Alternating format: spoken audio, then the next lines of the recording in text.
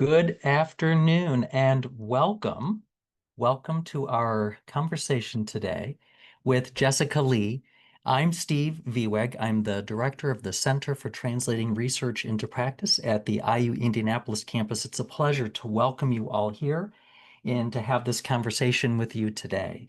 Let me start off with a few announcements as we get together and recognize first our founders.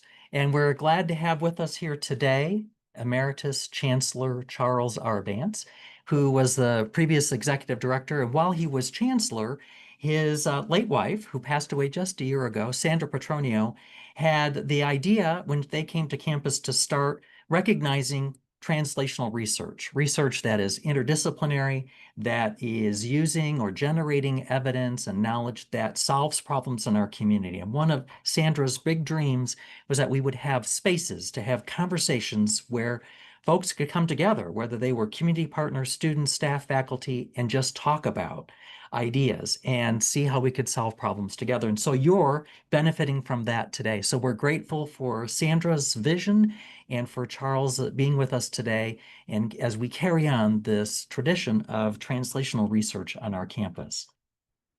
As we get started today, just a few reminders. We're in a Zoom environment, and so hopefully you're familiar with that. We encourage you to turn on your cameras and at some point your microphones so that you can be part of the conversation. It's not just a presentation. Jessica really wants to hear what you have to say as we work together to answer some questions. You may also use the chat, however, if that's another way you'd like to participate. I'll keep an eye on that to let you know. We are recording this, so if you want to go back to it later or you want to invite others to review, you can go to our YouTube channel and find that later. You will receive one of those pesky evaluation forms at the end of this to ask about that, but we'll also send you some helpful information from today's session together that you can use. If you're interested, you can sign up for continuing education credits for this whole series and add that to your list if you go search for that. Or if you need information, let me know and I'll help get you there. You can also follow us on various social media platforms. We try to stay up to date on those things and encourage you to share information in that way, whether it's Facebook, X, whatever the things are, and our YouTube channel again as well. We always like to push and promote the idea of supporting the Vance Community Research Fund. In fact, you'll learn that Jessica was a recipient of one of these awards, but a way that our campus can help support continuing community engaged translational research is through the Vance Community Research Fund. If you know anybody that might be interested in supporting this, you could let me know. I'll be glad to reach out to them, or if you want to just share this link, please let them know. We just had IU Day this past week. It's another opportunity to support all the various programs here at IU Indianapolis and across our campuses. We have a wonderful partnership with the IU Library in their ScholarWorks program. And so if you, many ways you can do it. If you go to the ScholarWorks site, you'll see that the Center for Translating Research into Practice has a pretty big presence. And these are works that are easily available at no cost to you. If you just go down, you can see, for example, Jessica's. We have lots of choices, but here's Jessica's works that are available at no cost to you on ScholarWorks, as all of our other translational scholars. So if you want to share that kind of work with the community, that's a way that we can all look at this and have conversations about the work that's been done. So next month, we're going to have our conversation with Virgil Gregory, and we'll ask you to join us for that. You'll be able to see information about his work starting the 1st of May on our website at trip.indianapolis.iu.edu, much as you could have done this month for Jessica. So why are we here today? We're here to talk with Jessica Lee, who is an associate professor with the IU School of Social Work on the Indianapolis campus. She also is the 2020 Vance Community Scholar recipient, and her project then was focused on resilience and protective factors among Burmese refugees, a strength-based participatory action research project. Now, today, she's focusing a little bit more deeply on that work around autism. So she titled today's conversation Addressing Disparities in Autism Spectrum Disorder Among Burmese Refugee Families in Central Indiana through Community Engaged Research.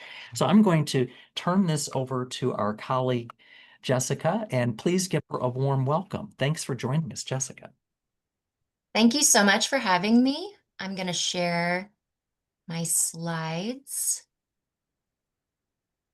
And I just want to say thank you to Chancellor Charles Vance, because I think without that Community Scholar Award, I wouldn't have been able to deepen some of these community partnerships, which have led to some of the ongoing projects that I'll discuss today. So thank you so much for that. It's great to see you here. Okay, so today I wanted to talk to you about a current study that I'm undertaking, that it's been funded by CTSI's Collaboration and Translational Research with a colleague who is at Purdue. So the mouthful title, I apologize, is Addressing Disparities in ASD Amongst Burmese Refugee Families in Central Indiana Through Community Engaged Research.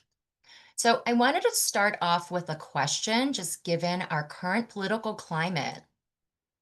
Have recent policy changes affected your research, practice, and/or stakeholder communities?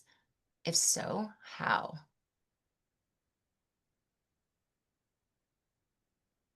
And so this is that opportunity to turn on your camera, turn on your mic, throw it out, or put it in the chat.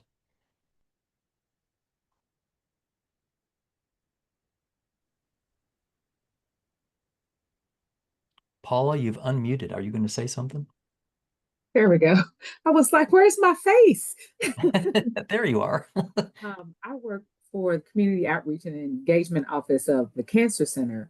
And so the majority of our work is collaborating, because we're not necessarily direct service. And it is beginning to impact us because it impacts our partners.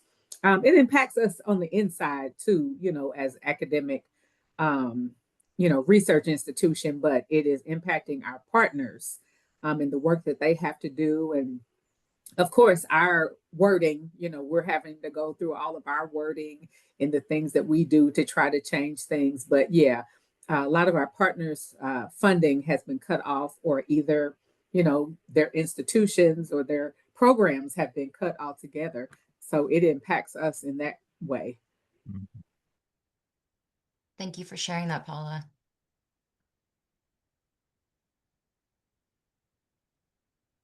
I can share as a School of Medicine participant that works with a federally supported interdisciplinary training project in the disability space that the current information would say that all of those programs are going to have significant challenges in the future because their funding is at risk. It's not clear like what that would look like, but the president's proposal would essentially zero out all of those kinds of programs and other programs like Head Start, rural health, etc. So I think the answer to this question from my perspective is yes, in many significant ways.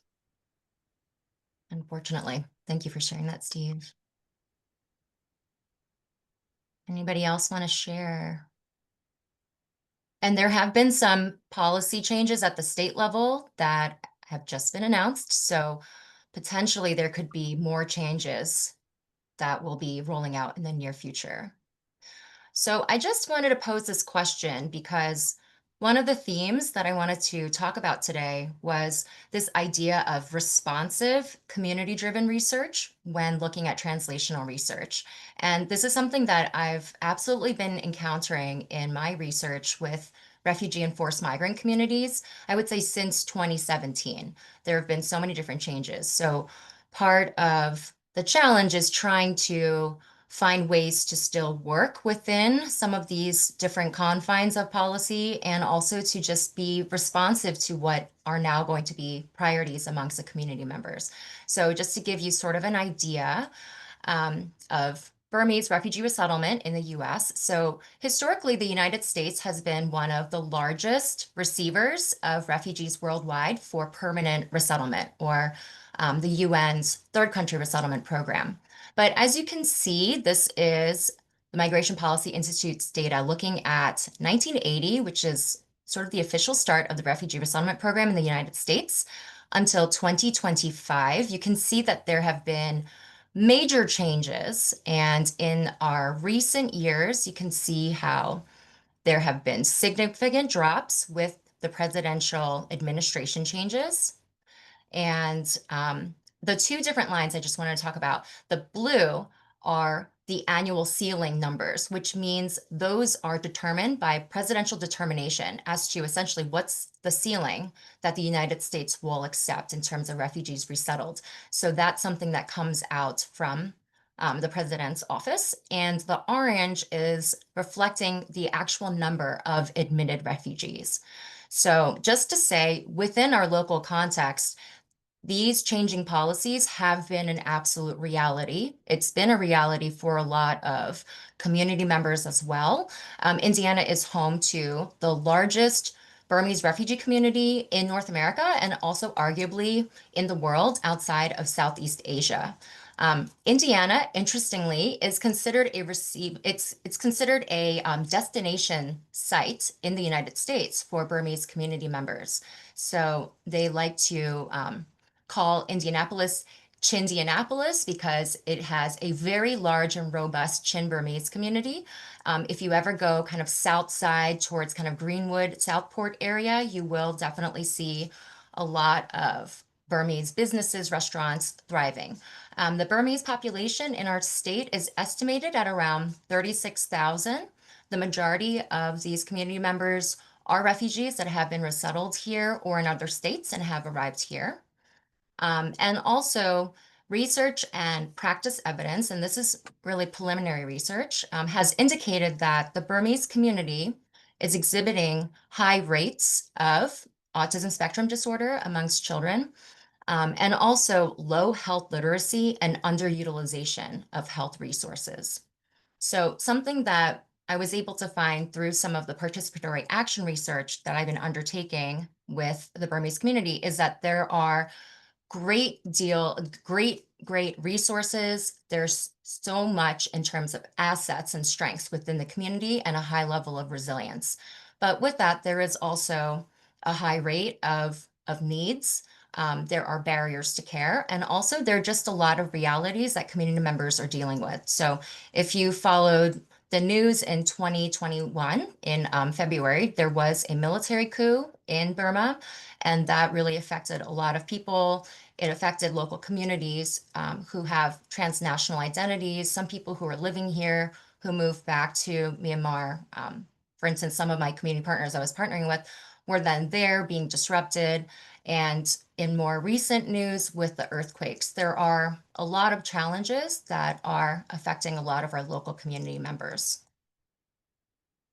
So in working with the Burmese community, one of the students at IU came to me saying she wants to look at a study related to developmental disability, specifically autism spectrum disorder. She herself is a member of the Burmese community, and I just want to give her a lot of credit for raising awareness to this. Her name is Tian Nem. She is a medical student now in the School of Medicine here. And when we undertook this preliminary study in 2020, we were finding that there was very low knowledge of autism. There's no word in any of the Burmese languages for autism. So the concept of this, the diagnosis, is something that's very foreign to a lot of people, and there may be a lot of stigma attached to it. But even since 2020, which wasn't all that long ago, we've been seeing that there has been a lot of rallying amongst the community and developing community supports. And with that, also increasing awareness and also a lot of like co-ethnic support, especially within faith communities, and trying to support a lot of these families. So I think maybe a lot of you have been seeing news cycles related to ASD because RFK sent out a couple announcements, made certain, I want to say just like generalizations about autism spectrum disorder, which some of the different community members and stakeholders have been trying to challenge. So just thinking about how we have been seeing increasing rates of children who meet criteria for ASD. And this is CDC data looking at these rates from 2002. So looking at boys and girls, boys exhibit, I think, 3 times higher prevalence rates of ASD relative to girls. And also then thinking about how there is an increase amongst different racial categories. And so amongst the Asian Pacific Islander racial category, they have one of the highest rates of ASD, the highest rate of ASD, and yet they have some of the lowest rates of service utilization. And also some studies have shown that a lot of children amongst this community are also diagnosed with ASD much later relative to the overall population or white American children. So just thinking about how these could have a broader impact on the well-being of families and these individuals is something that is of concern and is one that has been identified amongst the community members.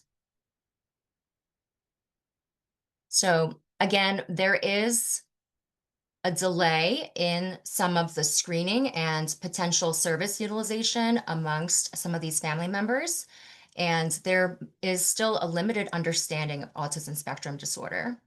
And also, as a lot of these folks may have limited English proficiency, or some of the community members that we've been working with may not speak English at all. So language barriers and barriers to care are also a major hindrance to accessing services, diagnoses, and any other types of resources. Okay, so I wanted to highlight our study that we've been undertaking. Again, I've been partnering with a faculty member at Purdue University, and we have 2 trustee RAs who are phenomenal.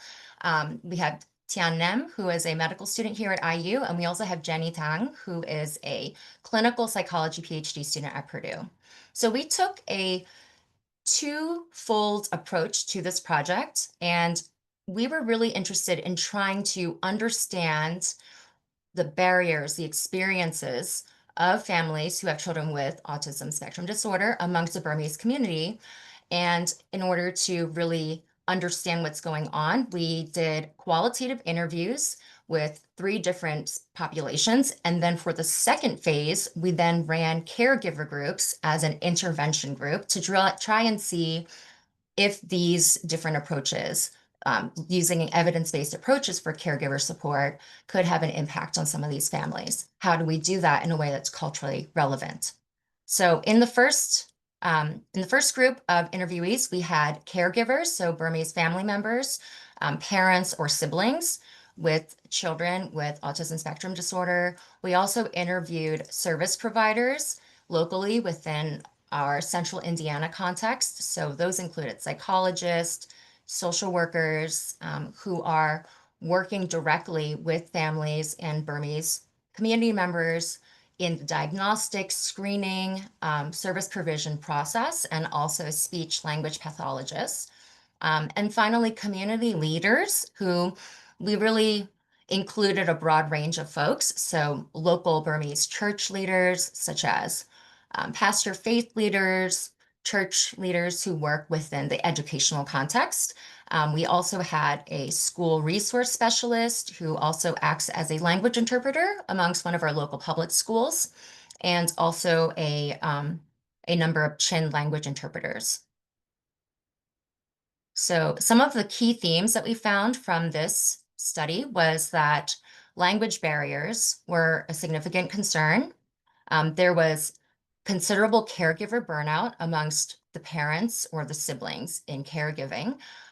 One theme that we came across amongst all of the families that we interviewed were that one parent within the household would leave their job in order to full-time take on the role as caregiver to their children. So it did have a really large impact within their family structure and the functioning, and also just a lack of resources in respite care and backup care.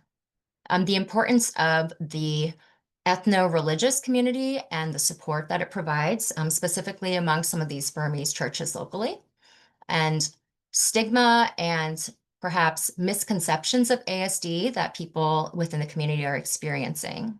Barriers to healthcare, which often aligns with the language barriers, and then also the literacy rate of autism spectrum disorder. So a lack of familiarity and also just overall lower health literacy can sometimes present a significant barrier amongst a lot of these families.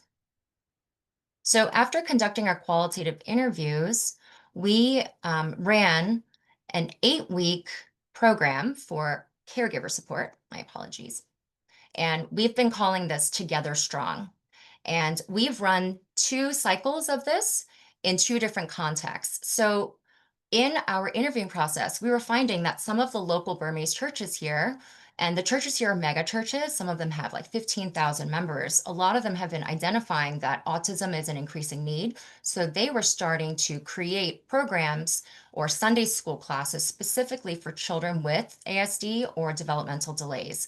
And so we partnered with 2 of these churches in running 8-week caregiver support groups. And we did this in different languages. So the first one was conducted in Falam, which is a Chin language, and the second one was conducted in Hakka, which is another Chin language. And what we did was we looked at a lot of the findings from our phase 1 of the study, and then also try to assess some of these evidence-based interventions that currently exist for different caregiver support programs, also thinking about language and culture. And so we adapted some of these models into the 8-week program, which tried to address some of these key topics. So in the eligibility criteria, the participants were all primary caregivers of a child with ASD who was between 2 and 8 years old. We had mostly mothers and a couple fathers who attended the groups. And they were all Chin Burmese, and they also were oftentimes members of the churches that we were holding these groups. Other ways that we were incentivizing the groups were to provide meals during our sessions. So one of the groups was meeting during like the lunch hour, and another group was meeting during the dinner hour. And also what we did was we provided childcare on site. And so we were really fortunate in having volunteers and caregivers amongst the Burmese community who were really overqualified to be caregivers. So we had some folks who were ABA trained therapists who were Burmese community members to come and be able to provide the childcare. So with that, we had a really high rate of completion amongst our participants. And so just to give you snapshot of the demographic information of participants. In our first group, we had 8 folks who completed the program. And in the second, we had 10. And we had mostly women in our groups. We had 7 mothers, 8 mothers, and 1 father and 2 fathers in the other group. And their range in age of their children was between about 2 to 14 years old overall.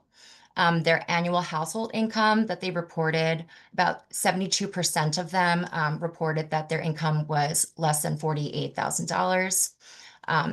And they also, all within our participants, were permanent residents or had US citizenship. So they qualified for Medicaid as they had arrived with refugee status in the United States.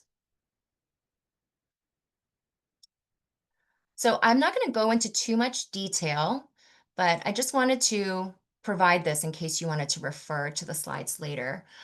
We also collected pre and post-test data for our groups to just try to understand if there's any change in some of these different domains. So thinking about autism spectrum disorder literacy, service utilization, efficacy, whether there were changes in perceptions of parental burnout, depressive symptoms, or also the ASD symptoms that they are recognizing in their children. So this is from the Falam group. We're still assessing the data from the Hakka Chin group. But I just wanted to point out a couple things. So we did note that the parental burnout seemed to decrease post-intervention. And we also heard people express this in their qualitative responses, just stating that being part of a group like this was really life-changing. It was affirming. Some of these families didn't know any other families necessarily that had ASD. So being part of a group where they had something in common, where they can really discuss this with people who really knew firsthand what they were going through, was very impactful. But interestingly, we also found that parental depressive symptoms seem to have increased in the post-test in the post-test responses, and also the child's ASD symptoms, as the parents reported it, also increased too. So we're still trying to understand what might be going on there. One of the things that we do recognize is that as parents' health and autism literacy increased, which we can see here, it might be now that they're more able to recognize some of the symptoms and signs that are associated with autism spectrum disorder, which might increase their responses here. But to that, I wanted to ask a question. How do you measure success in your research projects or in your interventions? Or another question might be, if you have a funder in which you have to report your outcomes or you have to evaluate your outcomes, how are you measuring success?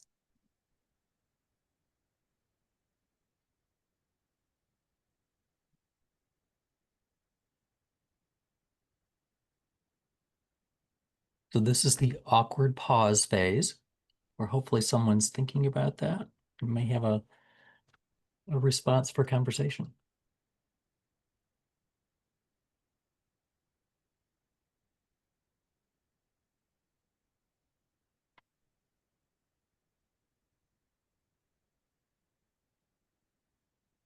I'm sorry, can you repeat the question, please? Absolutely. How are you measuring success for your projects, whether they be interventions or translational research? Usually it's efficacy. It's how many, is it uptake? Is it, conversion, whatever your type of intervention you're leading. It's tricky. Yeah, it is tricky.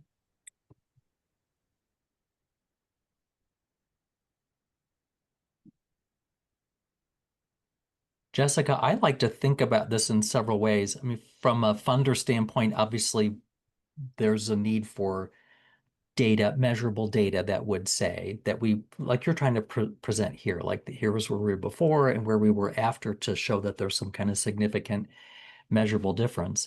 But I also think about does the child have services that they need? Were they identified earlier? I mean, that would be, a goal for me. Did we make a difference in a community where there are there's awareness of resources and kids are getting what they need? To me, it's a harder to measure, but that would be success too. Or are there better connections? Are the folks in the community connecting with each other in a way that improves what's available for whoever's there, particularly kids? Absolutely. Yeah, thanks for sharing that, both of you.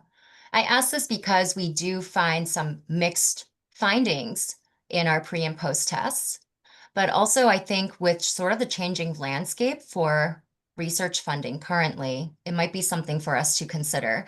I have faced this firsthand where perhaps the way that a funder, for example, we had public funding once to run the neighborhood program, which was behavioral health services specifically for the refugee and immigrant community here locally.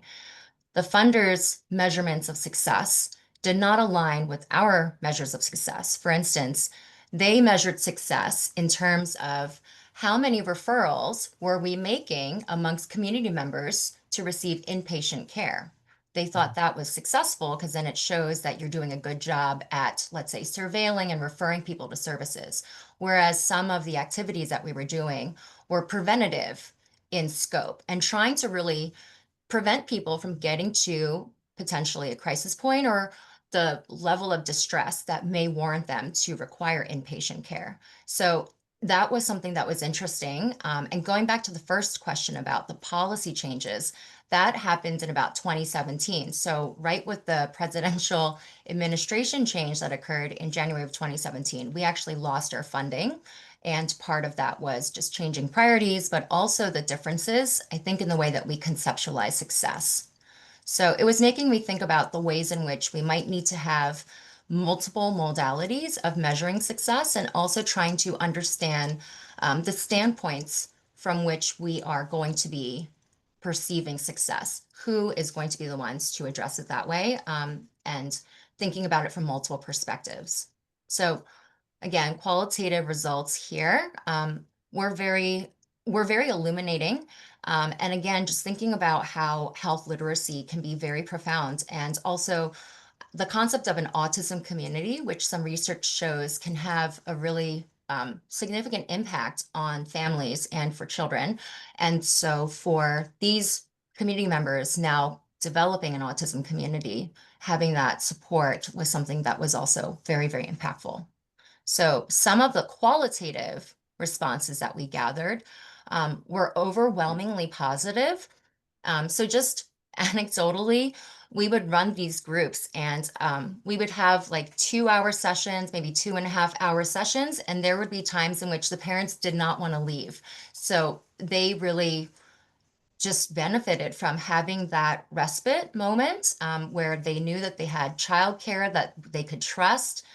They were in a community space that felt very safe. And so just I think hearing some of their qualitative responses was also very impactful in us trying to really understand where some of the priorities are. So for instance, one of the parents here said she got to have free time for 2 hours. Um, she says it's very, basically she stated it's very difficult for her to be away from her children. And so when she would come to the groups, she would actually lie to her children and say she was going to the dentist. She had some older children, just so that they would allow her to be able to leave the house. Um, Interestingly, there were some topics and themes that came up amongst the community members that really are idiosyncratic, I think, to some of the stakeholders. So, for instance, there was one module where we had included videos related to hair cutting and how to manage some of the distress that occurs with that. And so that was something that was very memorable for this particular participant who was just saying that cutting their hair is absolutely impossible. They would try to do it in their house, and it was nearly impossible to do that. But learning different strategies on how to manage some of those challenges was also very significant. Um, and also, one participant had stated they had attended a group in English where they were using an interpreter, but how this one felt very, very different because the facilitators were using their native languages. Um, and I should have mentioned that. So within the two groups, we had trained facilitators who were community members. Also, the person had a child with autism, so she had a very close connection to this topic and to a lot of the community members. So the groups were run in Falam and Hakka, which also was really allowing these people to be able to share, to be able to also gain the health literacy information in a way that they can really understand. Okay.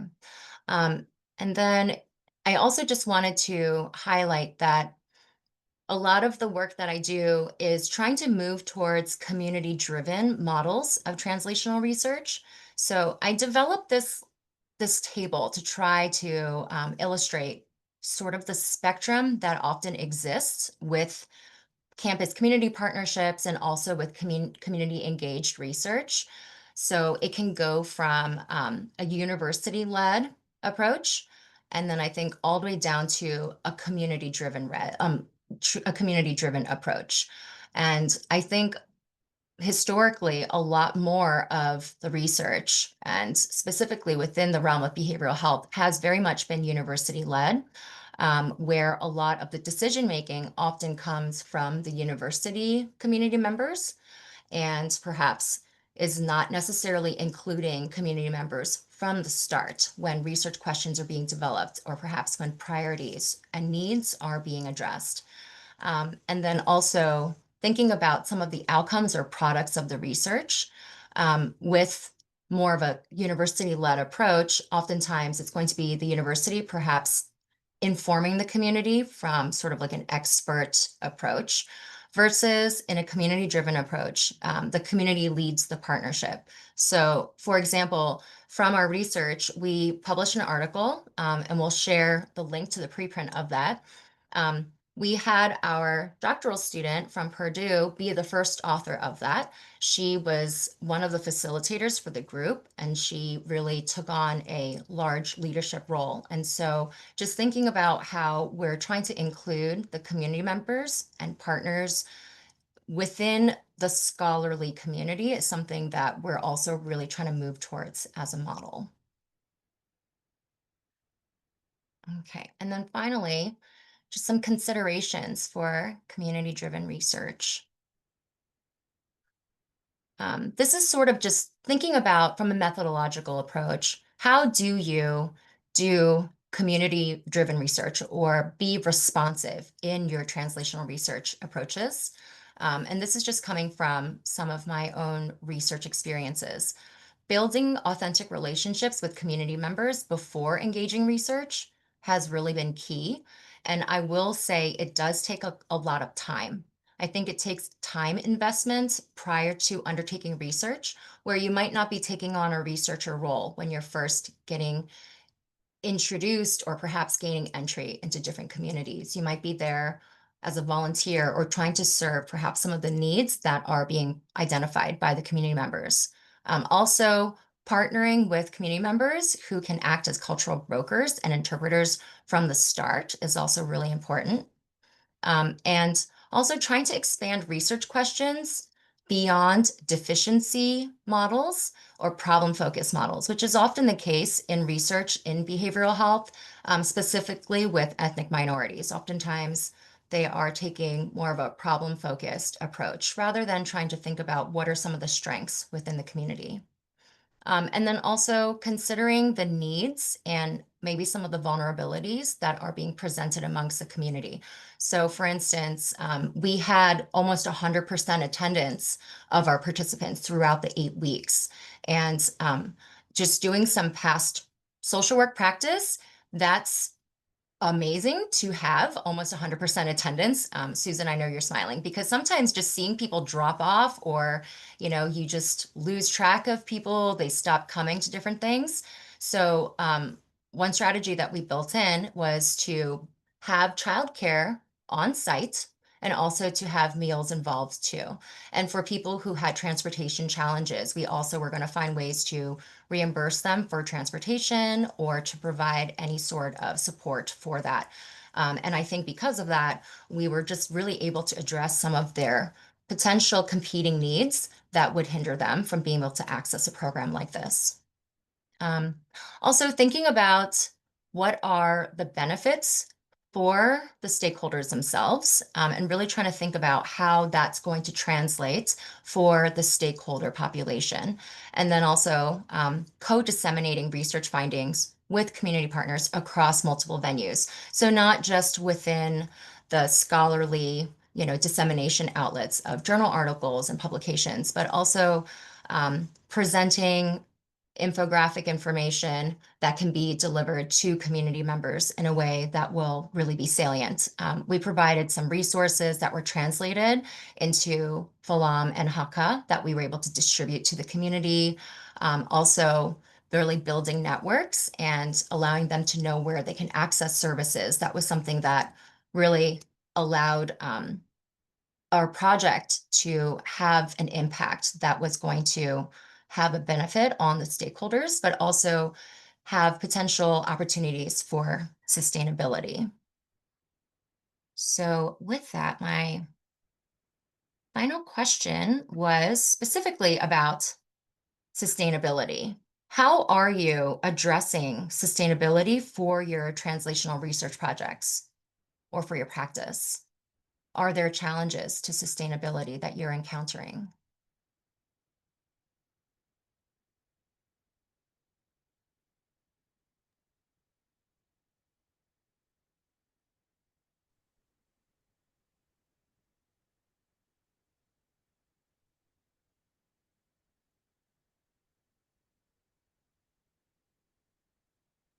You're all welcome to turn on your cameras and unmute and join this discussion. Jessica, as you pose that question, a challenge that I've been pondering in the work that I do around autism in that community is in my role as the CDC's Learn the Signs Act Early Ambassador to Indiana, is promoting the use of the Learn the Signs campaign materials amongst caregivers and those that serve their kids. And I keep trying to think of ways to how can users actually implement them, these materials into the work that they do, as opposed to just coming and learning about it and hoping that they find a way. What are the ways that we can encourage them to sustain it so that it's there all the time, so that it's not just something new all the time or something I think about but I don't use. So it makes me have to think about it in a different way about what are the ways that I could encourage say a childcare setting to embed it into their policies and procedures so that every new enrolled family has access to this and that they ask about it. So it does force me to think about it in some other ways. Absolutely. Thank you for sharing that, Steve. Pardon me, one term that I heard years ago that has always stuck in my head about this exact issue is just-in-time training. And it was in a presentation where someone was imagining a future. So this was in the previous century.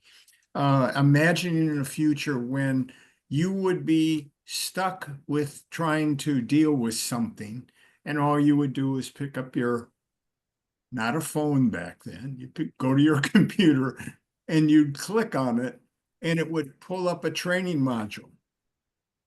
And that image to this day has always struck me that the most helpful training is usually the one that you can get by typing in the corner of your screen or on your phone to answer that question at that very moment.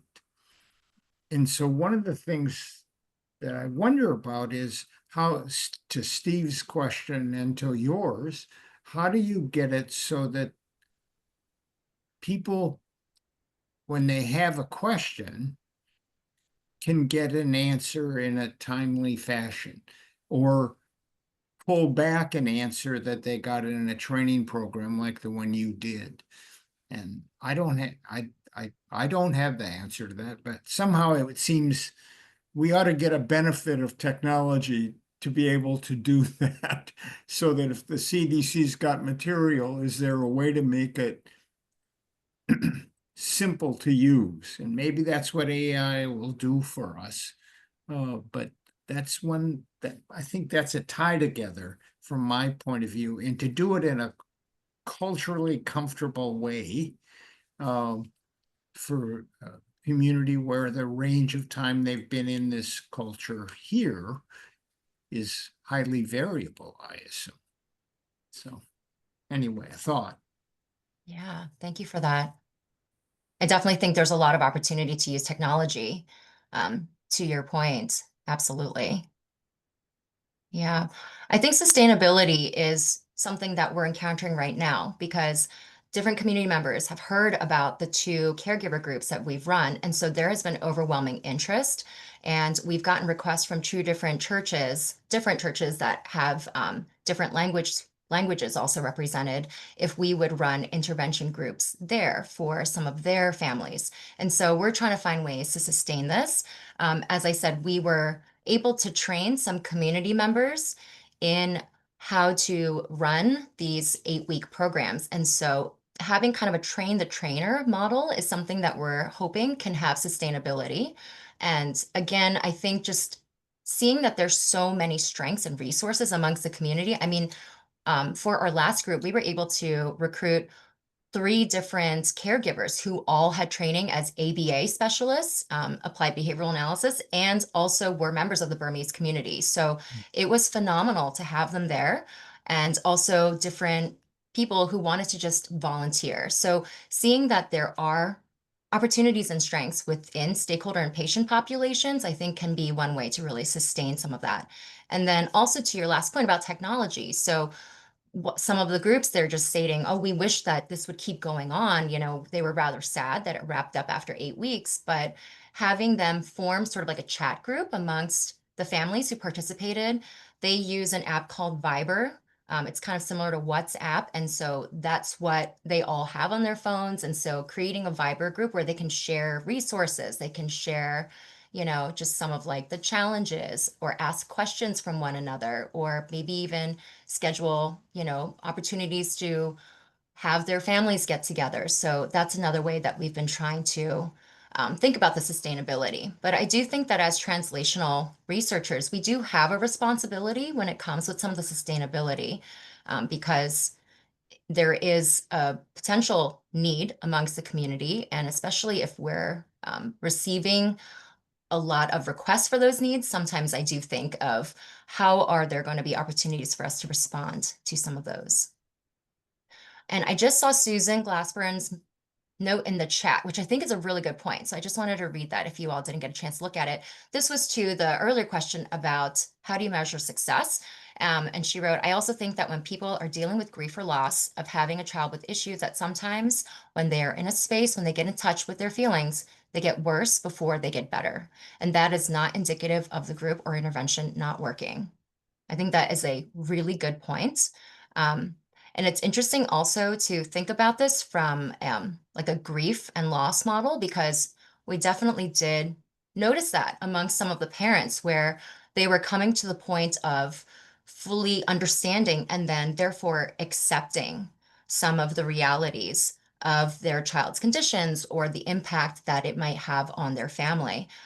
We did see a lot of tears being shed amongst some of the group members. And so I think, yeah, to your point, Susan, that's really excellent. So maybe even considering that some of the data needs to be longitudinal, thinking about it over a longer term, that could be something else to consider. Okay, so just the final slide. Just wanted to share funding information and also the acknowledgements. So just want to acknowledge Phelan Baptist Church of Indiana and also Indiana Chin Baptist Church. And then also our funding through Indiana Clinical and Translational Sciences Institute, which allowed us to be able to run this program through their collaboration in translational research funding.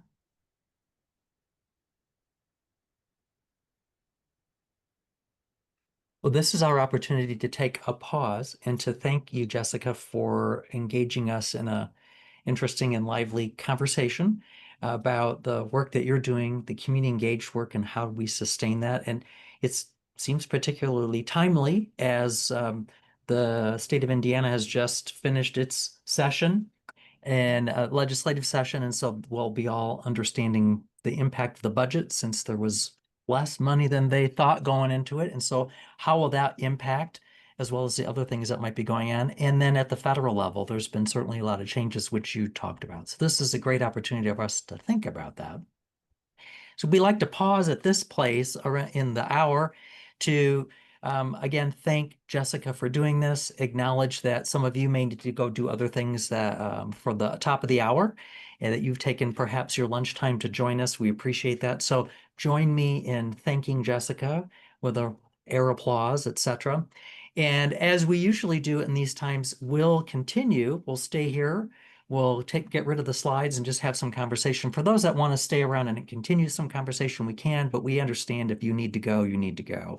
Reminder that you'll be getting a follow-up email from us with some materials, the slides from today, maybe a couple of links if you want to get some more information, and that pesky link to the survey about this experience. And we hope that you'll join us again next month and in following months for some of the activities that we sponsor through the Center for Translating Research into Practice. So thank you for joining us, and we'll officially stop there.